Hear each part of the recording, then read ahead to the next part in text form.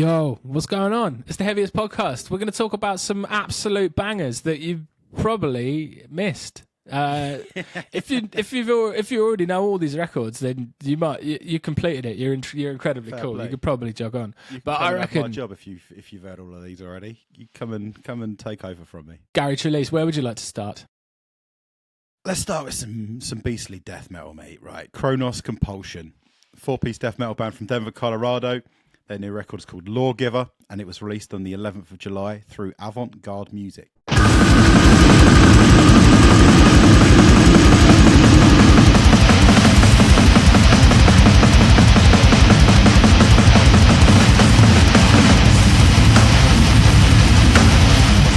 kind of funny how like genres and scenes go through peaks and troughs. Like last year was ridiculous for this scene because obviously Gatecreeper, Undeath, and 200 Stab Wounds, who all released new albums, and probably other bands I'm forgetting. You know, they're all kind of album cycles all start running together.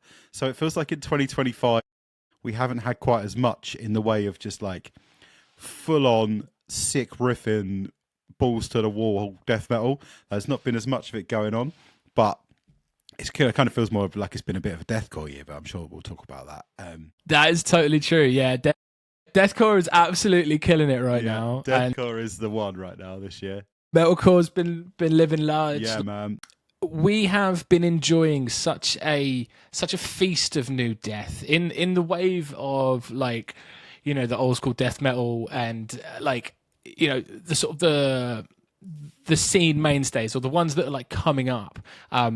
You know, I feel like the last few years you can't move for a new record from like a really anticipated band in that scene. Like if it wasn't like a new Frozen Soul record, it was a new Undeath record, Yeah, exactly, and then Gatecreeper put out a new one, and like there was just like the last few years have been absolutely wild. And then obviously the Blood Incantation last year, yeah, so Blood Incantation last absolutely. year as well. When you look at like that sort of scene for this year, it has absolutely been lying the ground. But you know, everyone deserves a bit of a rest, Gary. We'll let it off. I also think that it's worked really in Cronos Compulsion's favour because as a result for me, like this album has stood out even more. Like, yes, you sent me the link to this and you said, check this out. It sounds like early Tomb Mold. And I was like, oh yeah. And you're not wrong, man. Like, obviously Tomb Mold have kind of on Endurance Spirit went into their sort of jazzy territories. And it feels to me like they're probably forever changed as a band for what they're doing. So it's really cool to have a band come around and kind of pick up the like Manner of Infinite Forms kind of baton and take it over. And that's kind of what I feel like we've got here with Cronos Compulsion. Like what they're doing is just, it's really, really hard. It also makes me think a little bit of Crypt of Ice by Frozen Soul. Like it's kind of like a lot of those bands that we were talking about started in that first wave of old school death metal, but then they've all sort of slowly developed their own like personalities. Obviously, like you've got like Frozen Soul doing the kind of more like Amon Amarth kind of anthemic thing, and you know you've got like Undeath who've gone down this really like taut technical route, and there's kind of like a gap left behind them for that like just really like visceral old school death metal thing that we all got really excited about when it first happened. And it feels like it kind of feels a bit weird to be talking nostalgically about something that happened like 5 years ago, but that's like that's the nature of the way things are now, man. Nostalgic cycles are just getting shorter and shorter and shorter. We'll be getting nostalgic for stuff that came out last year very soon. But yeah, this album, it just goes really, really hard. And it's also pretty cool to name your album after Judge Dredd's gun. Like, that's just dope. That really, is, isn't it? yeah, it's inherently super hard. And like, I love how I don't know, is that Judge Dredd's gun that he's got? It's not, is it? That's just a general gun. Cover, I think it's just a general gun. The front cover is so sick. It's this awesome alien who like looks like a boss from like a Soulsborne Returnal type thing, but like it's also got that like soft sort of painted vibe, like it sort of might have like squelched out of like HR Giga's mind, and then like for some reason, like, which is a brilliant reason, he's also got a gun, as if his giant spiky hands and like big massive sword arm wasn't enough. As if he couldn't already do enough damage as he was. Yeah, he's got a gun, mate. You know, in case you try running. A gun in his hand. It's so sick. This album is absolutely rad, man. Like, it just comes directly for the jugular. It's ready to attack you, but it's also kind of freeform and loose at the same time. Like, it's a very cool, very interesting approach. So I'm going to have to pause this. Nick's just rang me, so I'm assuming that something's going wrong. I won't be a sec. Yes, like it's rhythmic and it's pummeling, but then also every now and then they just do something a bit strange and a bit odd. Like there's that riff in Gaia of Decaying Filth where there's just like harmonic squeaks everywhere, and they just kind of do these they just have these funny little ideas that they chuck in that really keep you on your toes as a listener. And I think it's a really cool piece of work, this record. I've been enjoying it a lot lately.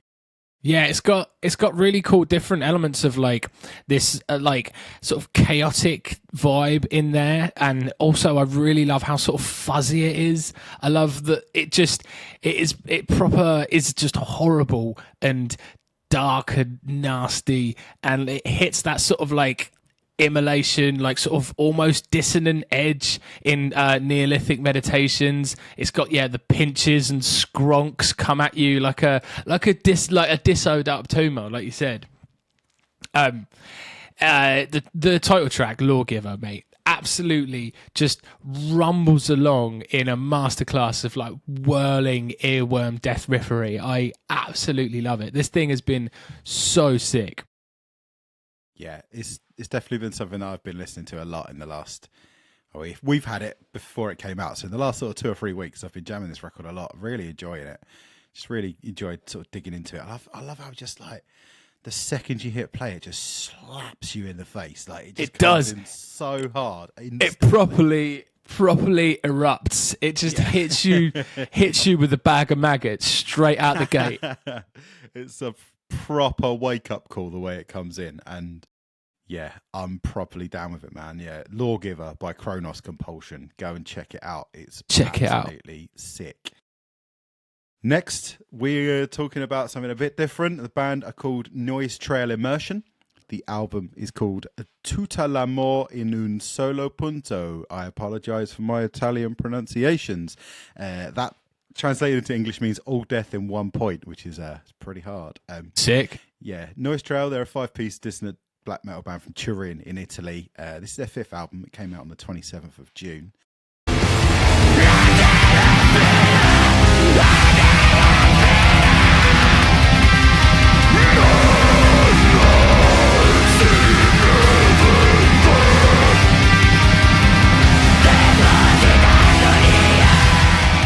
They're a band that we've been championing on this podcast ever since we owned microphones, really. Like, I think that we talked about it was Symbology of Shelter, I think, when it came out, and we were just like, I don't even think that we knew that had the terminology dissonant black metal at that time. We were just like, what the hell is this? And like Noise Trail have continued to be a band who are just kind of made of something different. Like, they're incredibly artistic.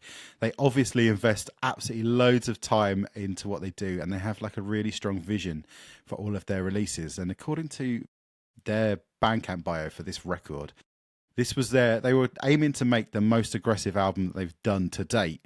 I mean, 2016's Womb is pretty aggressive, so having to try and like come up against that is tough. But you know, the last couple of records that they've put out, they've kind of gone into the more sort of introspective, almost like post-black kind of world quite a lot, and it's really nice that they've just gone, nah, fuck it, let's go full force for the throat on this one.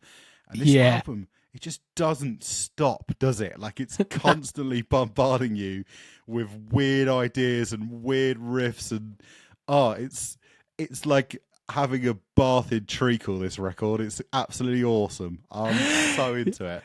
Yeah, I love even just the way that the record starts, right? You're basically just plunged into this vortex. It's already rumbling along in its sort of unorthodox undulations. They're already swelling, and like it's just, there's no sort of like wild atmospheric pleasantries. You're just straight into Psychoville, and then like almost in a cool sort of unorthodox fashion, they have what you would have thought would be like the intro to the album at the back end of the track. It's kind of like no, we're just going to do it backwards. We're going to hit the floor, just absolutely go for it. I really love like the sort of the ebb and flow of this record. And I'll guess maybe not so much the air, but more just the flow. Like even in the tracks kind of all sort of flow beautifully into each other, and it's almost like it's sort of written as one big thing, or like they've really sort of had those ideas and then played sort of a lot of attention to the sinew of the record and like making all the cohesion between the tracks. Because you think you know where something starts. Like there'll be like certain tracks that will just end with like a mad vocal, and then there's like a little like an intro, like it's sick, dude. Yeah, mate, absolutely. Like this, it's probably got almost no melody in it at all. Like I know when we talked about the Ulcerate record last year, I think I said something about how it's so dissonant that it comes all the way back around and becomes melodic again. And it turns out I got the geometry on that completely wrong, because this record proves that it's not a circle, it's like a spiral, and it just goes down. And like I don't even understand how you go about writing something like this. Like, it's so mind-bendingly weird. I can't get my stupid little bonce around it. Like it's almost like they've started off, they wrote a melody and then literally change every single note in that melody to make it not melodic. It's incredible how they write it and then unwrite it. Basically, yeah, they basically write it and then deconstruct it one note at a time. That's my guess anyway. I also think this is probably Fabio, the vocalist's best performance on a record to date. Oh, mate. He is absolutely ravenous on this one, and he's so proper. He's so full of snarls, and his range is bigger than ever, and it really feels like he's embodying like a really characterful performance. Like, it definitely stands out much more within the context of this band than it ever has done in the past. Like, I feel like he's kind of in charge of a lot of the compositions as the vocalist, which is usually what you expect. But when you have music that's so like all encompassing as this is, it can be hard to be the thing that stands out. But I think he's really done a really strong job of pushing himself to be the front man of the madness. Like, I just think it's very impressive. Yeah, it's really sort of bestial and feral in his vocals. It's very much I feel like there's a lot of the sort of the nightmare vocalist in this, and I think that's just like a massive compliment, really. It's Absolutely. very full-throated and just aggressive, and it's so cool that it is this really brilliant and sort of natural aggression that's there, because obviously the music is so sort of heady and jangly and like hard to sort of pick out like sort of footholds of like sort of logic, but then you've got this just absolute monster in the middle guiding you. He's like the world's most aggressive sat-nav, just like directing you through the landscape of the record. I just think this record is incredible. It's a bit like the musical equivalent of trying to get comfortable sitting on the floor. Like, it's impossible. Like, every time you sit down, like, I've got it. And then 30 seconds later, your ass has gone numb and you've got to move. Like, it never lets you settle in at all. And I think that's incredible. And it's a really impressive piece of work to put that together. And also the front cover, like, harrows me a bit. I think it's a picture of a baby drowning, which is I think so. nuts, isn't it? Or like maybe just like an older geezer, like a bit of a gammon. It could be a drowning gammon. Yeah, it's a geezer called Keith who's had too much sun on the Benidorm beaches. He's gone into the water and he's underestimated how deep it is. he's had like 7 plates of egg and chips, and he's just taken Benidorm by storm. 6 pints of Carlin and he's just gone for it. No, man, this record is incredible. If you like anything in the world of like dissonant metal, like Sonny said, if you like Nightmare or you're into Ulcerate or that kind of thing, then I think this is an absolute no-brainer of a record for you to go to check out. Tutta la Morte in un solo punto by Noise Trail Immersion. It's out and about now. Go have a massive old listen to it. Boom. Next, the MySpace deathcore revival continues. It is an absolutely non-stop freight train going straight up the arse of the heavy music scene. The band are called The Killing of a Sacred Deer. The album is called A Visage of a Mangled Body.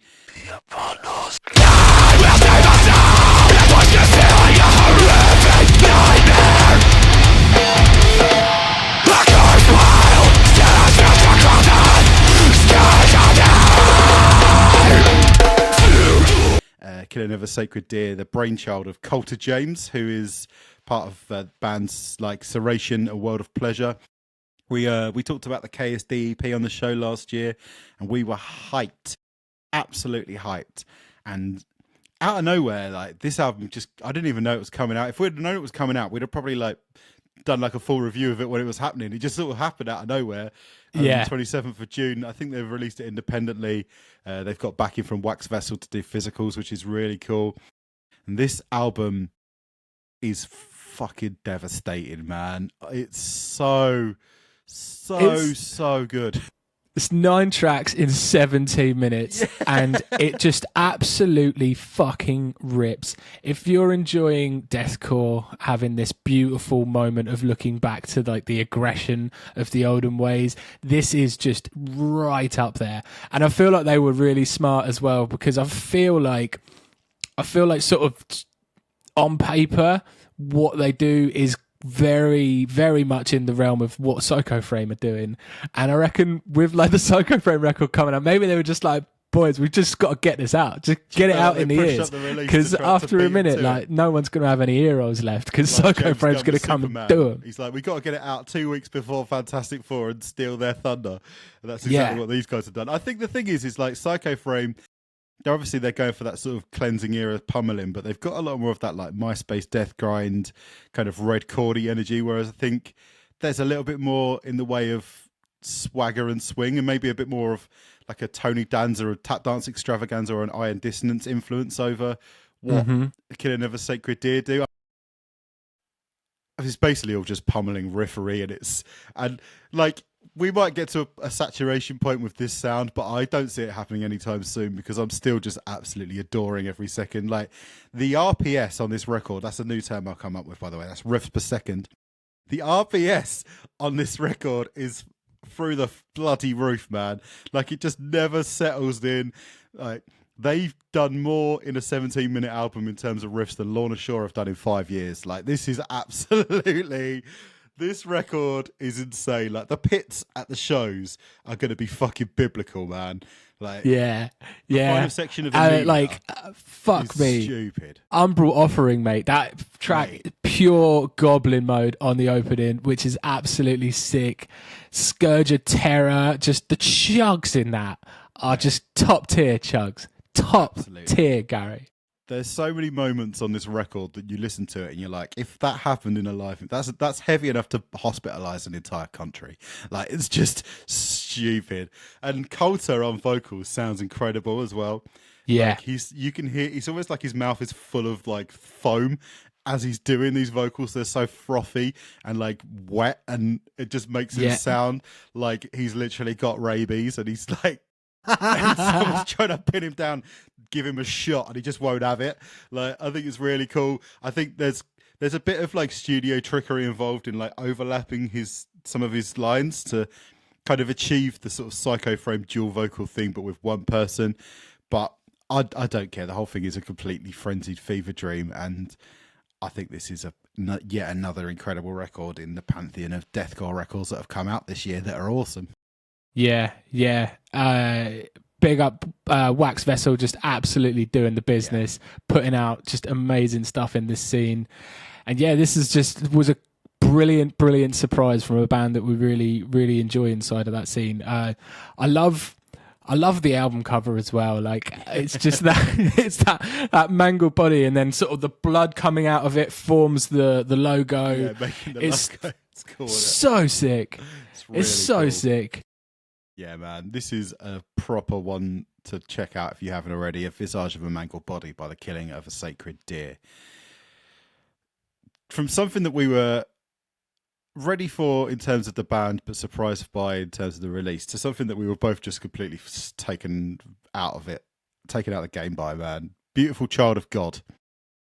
4-piece death metal band from Birmingham, Alabama. This is their debut EP. It's called Scraping Divinity. It was released on May the 12th, and it was released independently.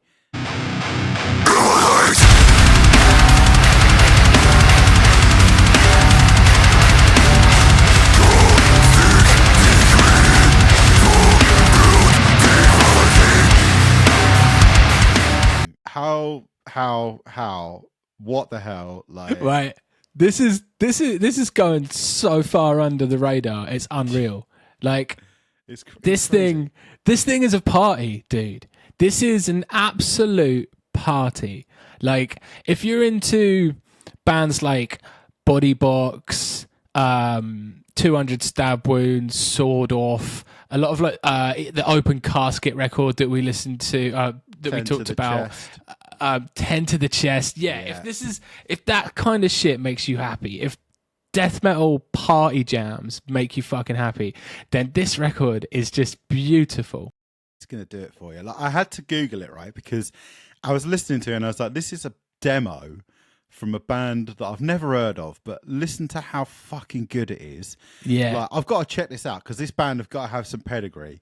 And I discovered, which I should have realised in my own, like myself, is this Blade from No Cure on vocals. He also plays guitar. And then within the band, you've also got members of Wielded Steel and other members of Catabasis, which is the band that some of the guys started in before No Cure. And it just... the hardened, like, I know what the mosh pit wants that comes with this EP. It's just like these guys just got together and just went, how like a dance music producer would go, what's gonna get the euphoria going? What's gonna really like make everyone be like, oh, like the drops, man? Like, what is kind of the death metal equivalent of just creating the perfect mosh pit death metal EP? Yeah. Like, it's ridiculous. It's a beast. It's an absolute beast. Like, I love how there's this real sort of attention to the mosh moments, and the sort of the vocal breaks and the call outs are so, like, I feel like there's a bit of influence from Justice for the Damned on this record. And I think that sort of inclusion, just like making these huge moments of the breakdowns, just works so well, man. It's absolutely sick. Like that vocal break where it's like, devoured by the ball, and then it just hits you. It's so sick. There's like multiple just super hard hitting moments like that that don't really exist in this sort of space of the death metal sort of mosh stuff that we've been into. Like, I feel like they're almost taking it to that next level, and I'm loving it. Yeah, I think like a lot of the stuff that we've previously cited is way less worried about hooks than Beautiful Child of God are, and I think that it creates really exciting moments. And like, we had a really funny moment, didn't we, where you sent me this and we were both listening to it at the same time after we'd both just got out of the shower. Just to be clear, not together. We were in our separate houses, but we both just so happened to have gotten out of the shower at the exact same time. And I was just like, honestly, I think I might have like make myself infertile because I was like two-stepping naked and my balls were just going. This record just makes you want to move. Like, it's so good. It's gonna cause structural damage. It's gonna do more damage than Japanese knotweed. This record, like, there's the bit in Pulverize where it just turns into Here to Stay by Korn for 4 the Korn bars. riff. It's amazing. I literally laughed out loud the first time that I heard that. Yeah. I was dying. Just, they've gone from being the most ignorant hard band in the world, and they just switch into a disco beat. Is so cool. Yeah, this is like, I think this is mathematically the most fun you can have in 9 minutes. I think potentially it could be. It's like, it's 9 minutes of the year. Like, undeniably, it's so much fun. Like, it's taking that sort of that fun aspect that you get in, say, like a big ass truck or a bonginator, and just applying it to this, like, big 10 to the chest stomp. And I'm loving it. This is literally like made in a lab for us to appreciate it. Like it's and I've literally never seen hardly anybody talk about this. I don't think I've seen. I spend a huge amount of my apart from like one of the homies posted it in the Discord. Big up. I think Mike posted it. Absolute legend. Respect. But other than that, I've not seen it out there in the wild. I've not seen people appreciating it, and it's a shame. And I know I'll keep talking about artwork this week, Gary. I know I'll keep talking about it, but the artwork on this has got that big Yu-Gi-Oh energy, and I'm here for it, mate. There's just so many eyes on it. Like, nice. Yeah. Like it's almost like it looks like something your boy from Sleep Sculptor would have cooked up. I think it's like angel wings, isn't it? Because aren't the angels meant to have all loads of eyes? It's some sort of angel, like one of them like biblically accurate ones with loads of eyes in that. Maybe, I don't know, but like just a mental evil awesome version of it. It's so sick. The fact that they're called beautiful child of God as well. It's almost more blasphemous to be called something like that than it would be to be called like Satan worshipper or something. Do you know what I mean? Like, I love it. Fucking love it, man. Yeah, absolutely incredible. Scraping Divinity by Beautiful Child of God. Sticking with death metal EPs, Beyond Mortal Dreams. They are a 4-piece death metal band from Adelaide, Western Australia. They have a new EP called Devastation Hymns. It was released on the 28th of June through Lava Dome Productions.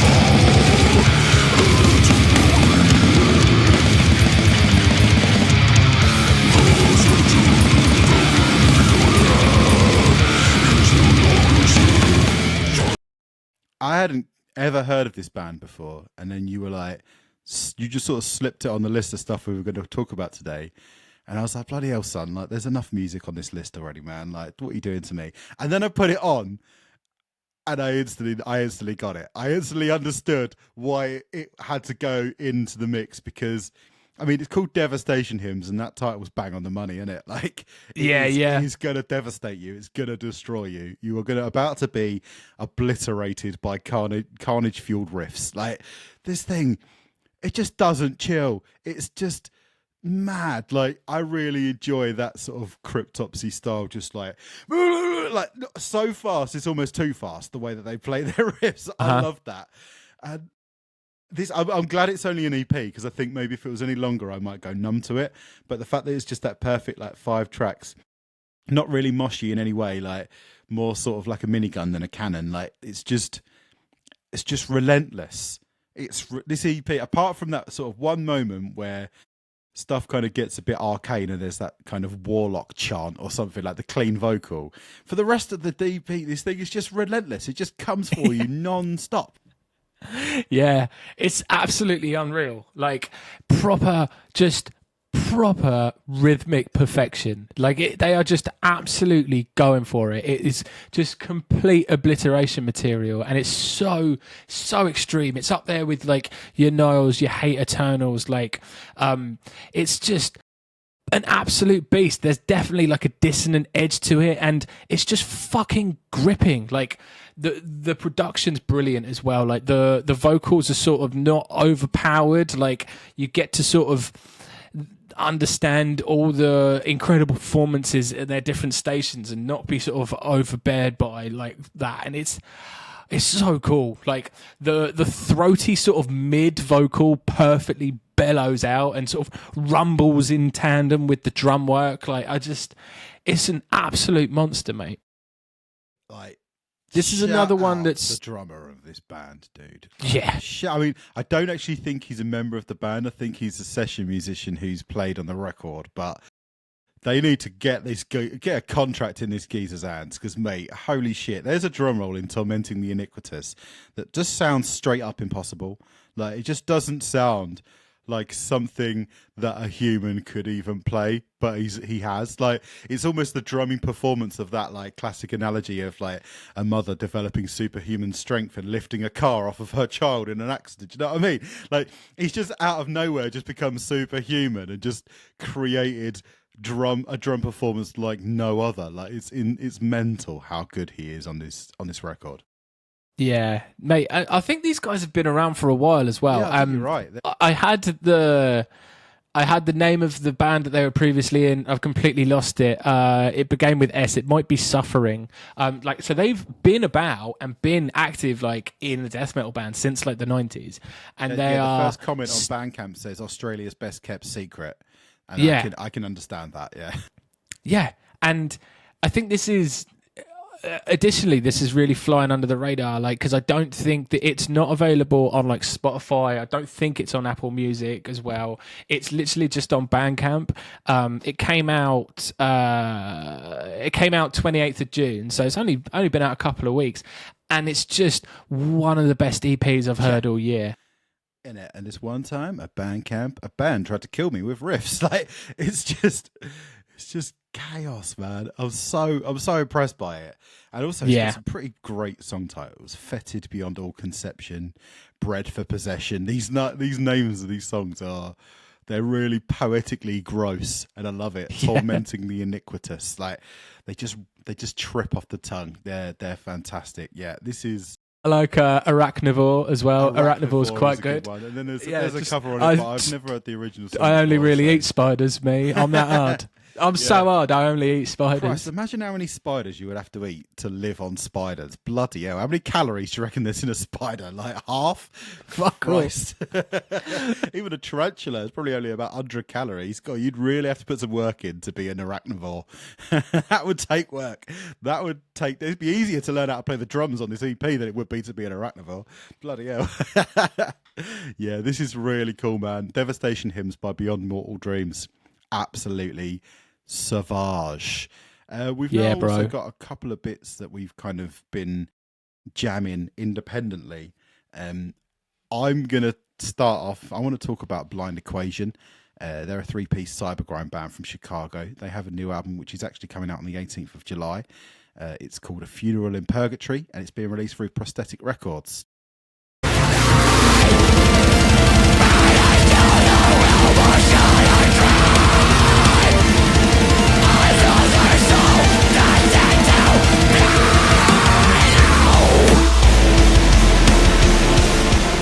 So I know this band isn't for everyone. Cybergrind isn't the most approachable sound in heavy music, like replacing all the guitars with keyboards and basically creating like 8-bit chaos is not something that everybody's going to be into. But I really have a soft spot for this band, and I will always have a massive soft spot for this band because I saw them play in Osaka in Japan when I was on holiday last year, and it was an incredible experience just to go to that gig while I was on one of the most incredible holidays of my life.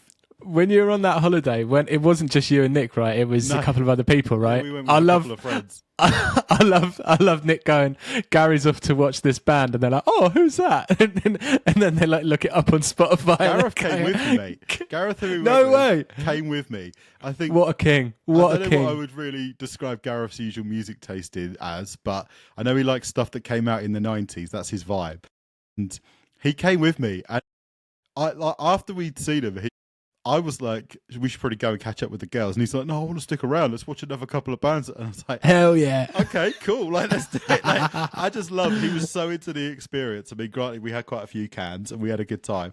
But yeah, ever since then, Blind Equation have just kind of been like a special band for me. And this new album, if you're into what these guys do, this is going to really, really blow you away. Like, they've always been a maximalist band, but this is definitely their most maximalist record to date. It just has so much going on. Like, it's got the hard drops and heavy parts are incredible, but then the sort of trancey breakdowns and the weird hyperpop nonsense that goes on is amazing too. It's just one of the most bananas concoctions of sounds you could probably listen to, and I think it's fantastic. Like, I really love how they managed to make their music so sort of neon and fun, but also it's quite sort of melancholy and dour at the same time. Like, there's this juxtaposition of this like sugar rush musical style and then these really kind of self-effacing and hopeless vocal and lyrical patterns that they have going on. Like, I think it's really, really cool the way that they blend this stuff together and just create something really frenetic and mad. But then at the same time, like, Cybergrind can be quite one note, but they managed to find a really cool way of trying new things and making making it worthwhile to stick with what they do for a whole album and really like experiment and do stuff. Like there's one of the songs which is, it's called Relinquished Dreams, where they're essentially doing like knock loose riffs but on a guitar. Like they make it sound That's so they sick. make it sound really really really heavy. And then there's moments where like there's a kind of, the title track is kind of broken into two songs. There's A Funeral, and then there's like an interlude, and then there's In Purgatory. And A Funeral is this sort of more kind of slower and a bit more dour and introspective song. And then the interlude happens, and then they come out of that into In Purgatory, which just goes absolutely insane. And he does like a guttural vocal over the sound, you know, the sound it makes when Mario dies, a bloop, bloop, bloop, like he does this like guttural over the top of that noise, and you're just like, what the hell is going on? But I'm just fully sucked into it. Like I say, the audience I know is probably fairly small, and within the Heavyist community, I'm not sure how many people out there are really into what Blind Equation do. But if you are, this new record, A Funeral in Purgatory, is easily the best thing that they've ever done. It's really, really awesome. You're going to have a great time, or you're going to hate it, but whatever. It's bloody wicked. A Funeral in Purgatory by Blind Equation. Go check it out. Hell yeah, Gary. I want to chat about something that I've been listening to by a band called Labyrinthine Heirs. Self-titled debut release. It came out in March, so a little while ago, on certified weirdo dealers iVoid Hanger Records. Ancient Christ, severed by the radiator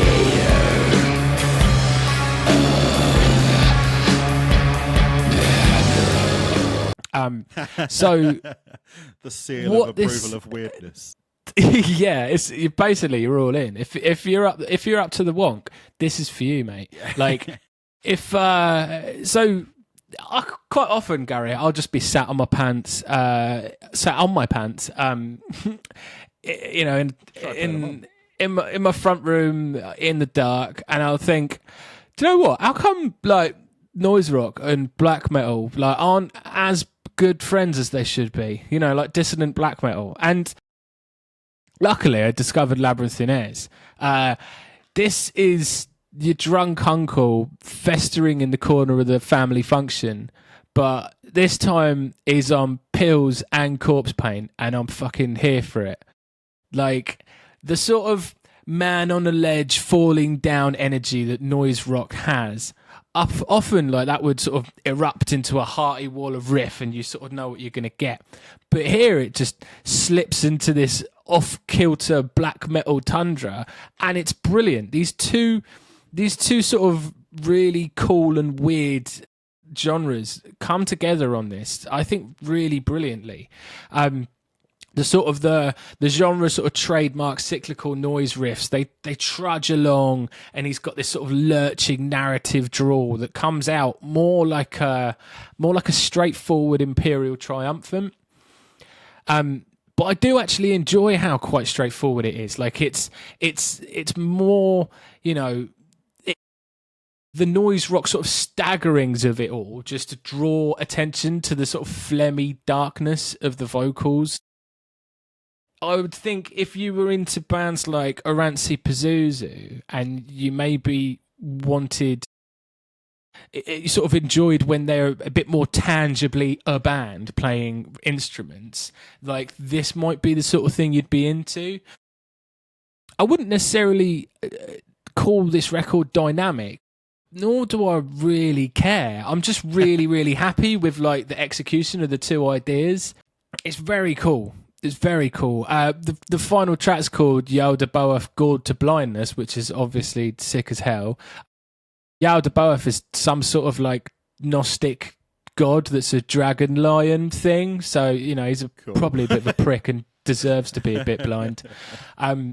Yeah, I'm really here for it, mate. It's a really interesting little listen. If you're into your wonky business, I think you'd properly enjoy this. Yeah, I need to give this a proper listen. You did send it to me, and I was going to listen to it, and then life got in the way, and I feel like I need to sort that out. I need to go and do my homework and the way you described it, it sounds like something that I'd be well into. So I need to go. Yeah, it's those two interesting, very dark, introspective genres coming together in a way that I think is very, very cool. Like, I would love to see what they did next. I think that this is a cool sort of like, this is like a proof of concept.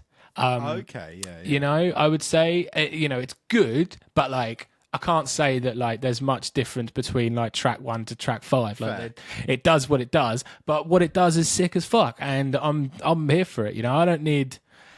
I'm not looking for an opus. I'm just stoked. Like I'm just looking to get stoked, bro. Yeah, and it's kind of just proof that the two things work well together, and they have, and now go away and turn it into like something really awesome. Like I like, that. Yeah, mate, yeah. I know that we've talked about a lot of records, but I've got to sneak something in, right? So I want to hear about this, Gary. I've been interested. The band, they're called Shearling. The record is called Motherfucker, I Am Both Amen and Hallelujah. Click of his horns, part the gathering skies. There's been something I've been meaning to tell you. I often find myself wondering what exactly my cross. So, please kill Mr. Kinski in the Discord. Sorry I don't know your real name, but he posted about this band coming to the UK and Europe on tour and how he was really excited about it. And I happened to just be about to take Robin for a walk at the exact moment that I saw it. And I was like, okay, fuck it, let's check this out. So I downloaded it to my Spotify, ready to take with me. Apparently the members of the band used to be in a band called Sprain, who I've never heard of either, so I'm not scoring many cool points today, but whatever. So I searched for Shearling on Spotify. I find it, but I'm really confused because it's just a single, just one song. What? But he said the album's incredible, so I was like, that's weird. But then once you look, that one song is an hour long. It's a single track, and the front cover of the album is essentially a pencil sketch of a dead horse with a very strong emphasis on the horse's bumhole. That thing is right in the center of that picture. I was really like, what the fuck am I doing? What was going on? But I'd had the plan. I was going to listen to it. So I thought, sod it, I'm going to do it. And bloody hell, man, I have never heard anything like it in my fucking life. Amazing. This is insane. Like, it opens us with this sort of quite prolonged instrumental section. It's probably the closest thing on the whole record to what you could traditionally call music. It's sort of like dirgy and stompy. It's kind of like these disorganized stabs and like panic chords, and it kind of winds itself up. And then the vocal comes in, and that first experience of hearing this guy's vocal in that instance is mad. Like, He's trying to deliver his lyrics while someone is currently in the process of stabbing him to death. Like, there's like moments when he gets stuck on words, because honestly, he kind of reminds me of the guy from Listener, but if he had one leg in a wood chipper while he was delivering his vocals. Sometimes he's got this really like thick Southern accent. Sometimes he sounds a little bit Scottish, which I thought was quite strange.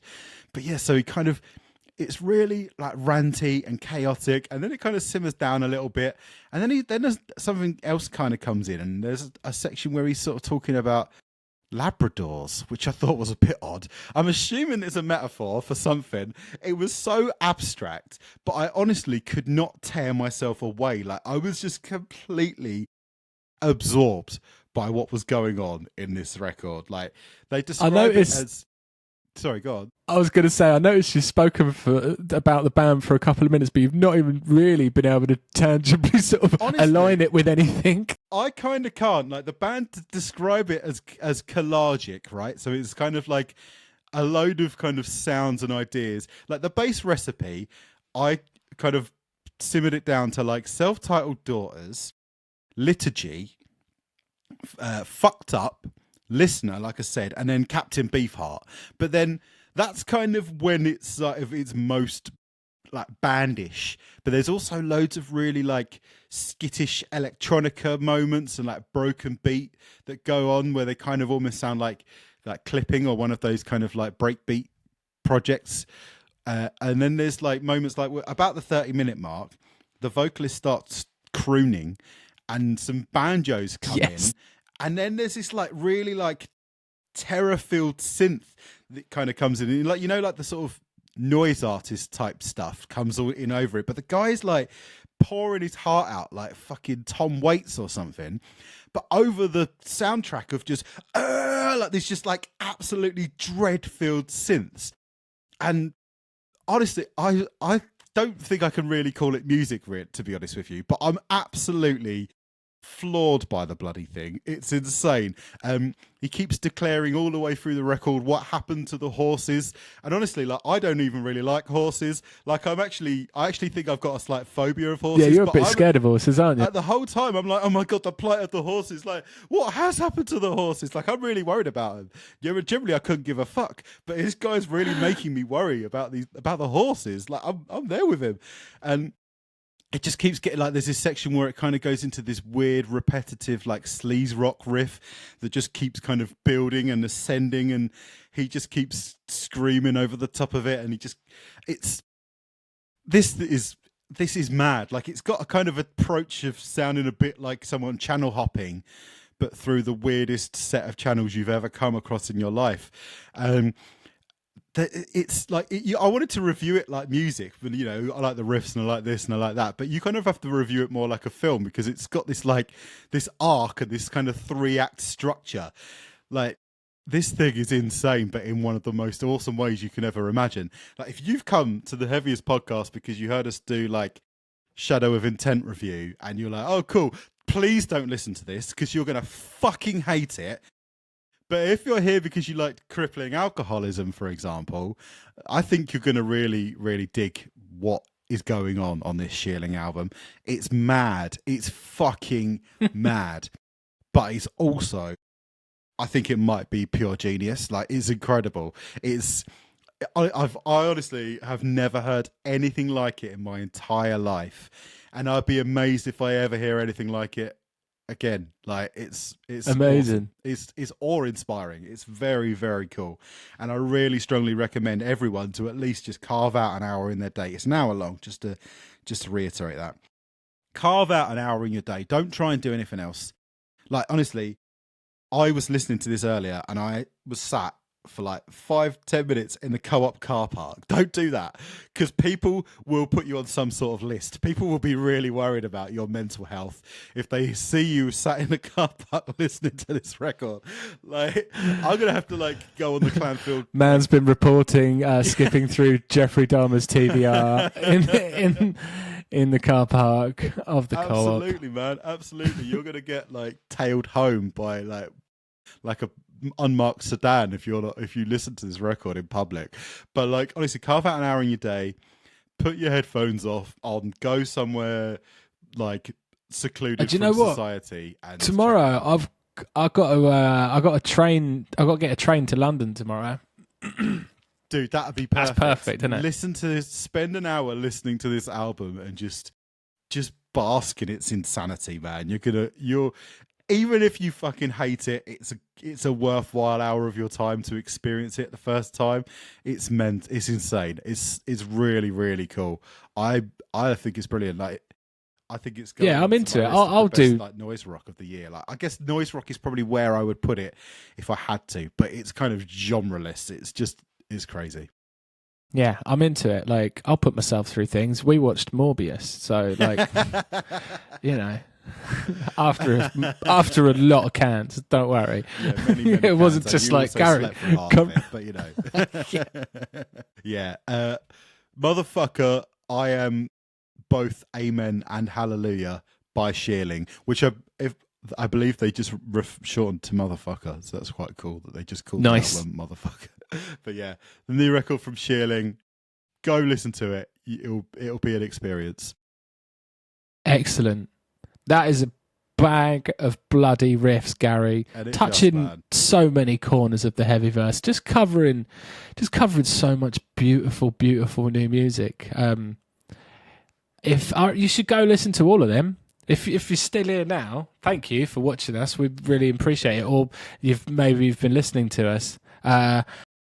Give us a little like and a comment. Come down to the old Instagram. Come down to the Discord. The Discord's got loads of people sharing great music all the time. It's such a lovely bloody place to hang out. We'll be back next week talking about 5 up-and-coming records that we're just so bloody turgid for that we have to talk about it. We're so excited. We're going to have to do a bloody podcast about them. We'll see you then. Peace. Peace. Whoa!